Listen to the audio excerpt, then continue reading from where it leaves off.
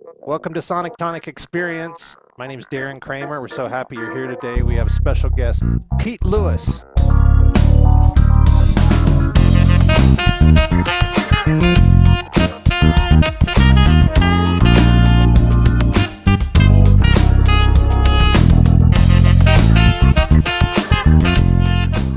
Pete, what kind of got you into wanting to write songs and then actually doing it?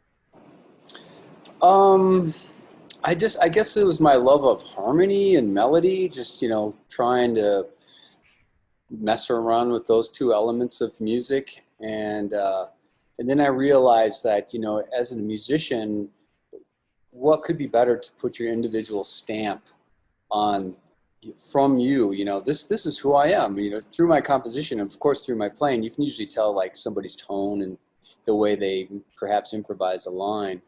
But, when you have your own music, to me, that was like the ultimate of self-expression and like me as, this gift of life as a human being on this earth. I was like, I love Coltrane and all these other, my favorite players, but as much as I want to sound like them, I still need to be honest with myself in my playing and my writing. And so I thought that was a great way to do it. And also, I love to write for other people. When we have guest artists with our group Expeditions that plays at the Muse, I'm always writing the guest artists at least one or two tunes, or perhaps even arrangement. Or in our group Polarity, which we'll speak about, I've written every guy in the band a piece of music. I think it's a motivator for me, and it also gives me some ideas what to work with. It's like about Darren Kramer. Let's see what makes Darren click, and maybe some things I can express through those tunes for him. That's so cool. I have to say, I've been in music my whole life, and I've never had anybody write a tune for me. So thank you very much. It's hard to come up with titles, but yours wasn't too bad. Darren's Dilemma. That's the song that Pete wrote for his group Polarity. And let's take a listen to some of this, and then I want to ask Pete a few questions about it. This next tune I wrote for Darren Kramer, and he's going to be using some of his Ableton wizardry, and we're going to be blending some computer Ableton landscapes into acoustic landscapes, so I think you're really going to dig this, and this is called Darren's Dilemma. Kudos to you, Pete, for putting together this great band, and not only that, then to do this special thing of writing a tune for each person. It's very cool. So this one's Darren's Dilemma. Thanks, Pete. It's so great to be here playing with the real musicians and in such a nice setting, and kudos to Dazzle and Colin. Kudos to you, Pete, for putting together this great band, and not only that, then to do this special thing of writing a tune for each person. It's very cool.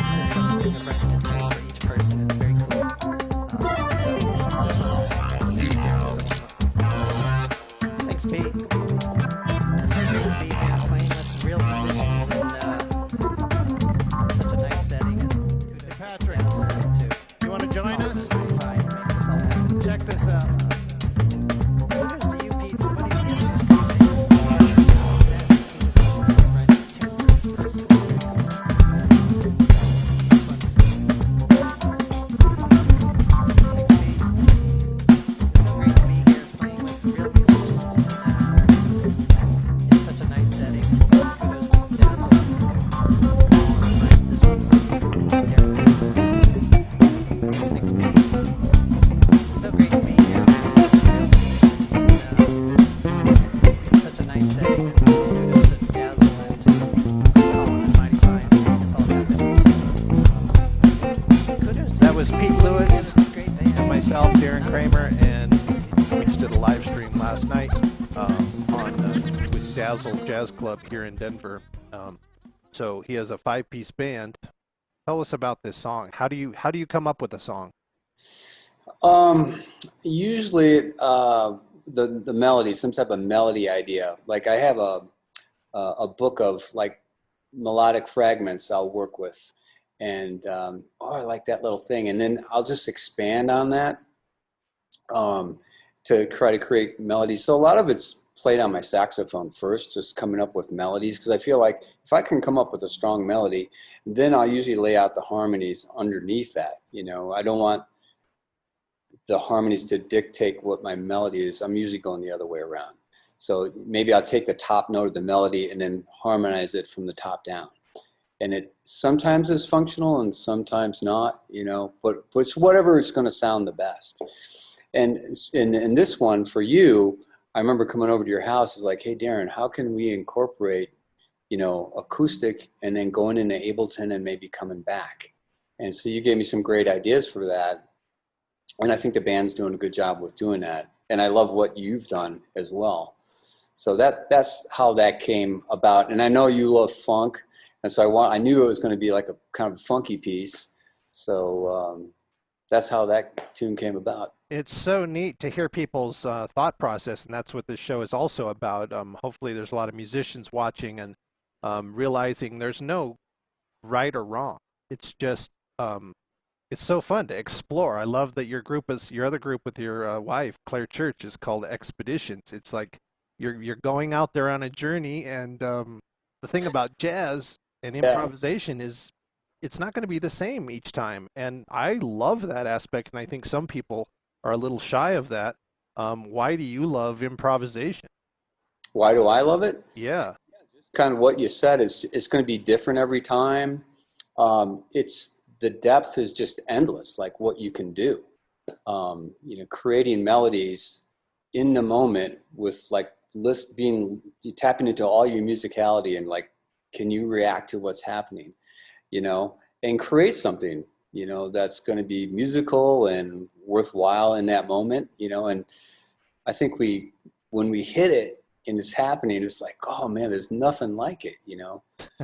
So There isn't, and this collaboration is so cool with a band, you know, other musicians, they're putting in their 2 cents. Like right now, we might have some ideas what we want to talk about, but we don't know exactly when or what or how we're going to talk about them, and you interact off each other. And I think some people don't realize that's exactly what's happening with jazz musician. And I think that's what we all love about it, is it's kind of this, you're on your toes.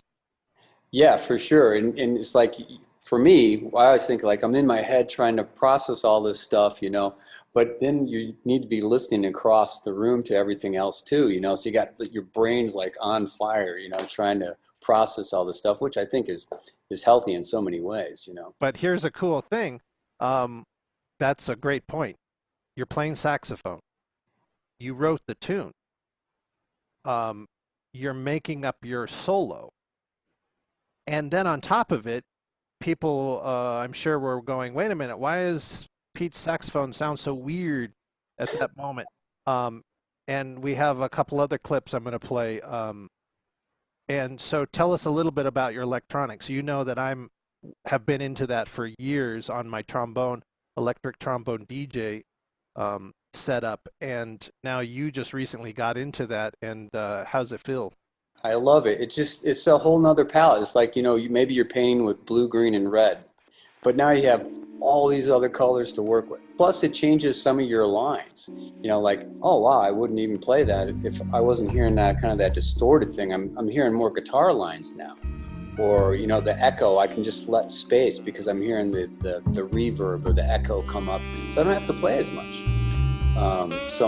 I play with less and just let the idea flow. It has to kind of like breathe and let it do its thing. I want viewers to listen here a little bit of you playing on a song of mine called Chillin. And love the way you're using this harmonizer. So just your viewers out there know that when you're hearing the saxophone sound like numerous saxes at once, Pete didn't re-record on different tracks and do like a 4-part harmony. It's built into the pedals that you see on these photos that I've been bringing up. So let's take a listen to a little segment of Bone Chillin' right now.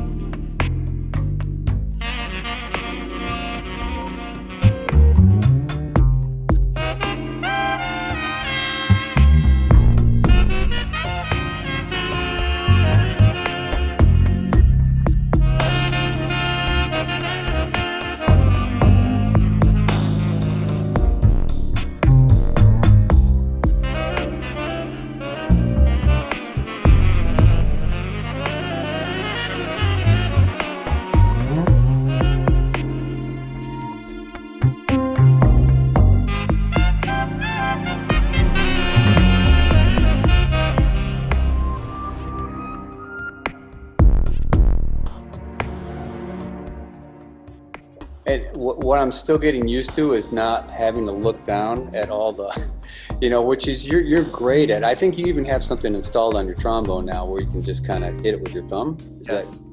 So, you probably saw me, I'm looking at my feet. They're like, wait, was that the right one? But, you just get used to it just like anything. That's so true, right? It's like it turns into an extension of your instrument. Yeah. And you gotta practice it, just get used to it. When I started doing that with all my pedals, yeah, sometimes I didn't have to put like white tape or fluorescent tape so I could even see them. It's fine at your home, and then you go on the club and it's all dark and you hit the wrong thing and it advances the song instead of starting the loop. And, there's a lot of challenges, and it kind of aggravates you at the time, but that's how music is too. That's how life is, right? You're learning something and all of a sudden you go, okay, I just learned from that. I love this phrase I've been trying to really keep at the forefront of my brain these days.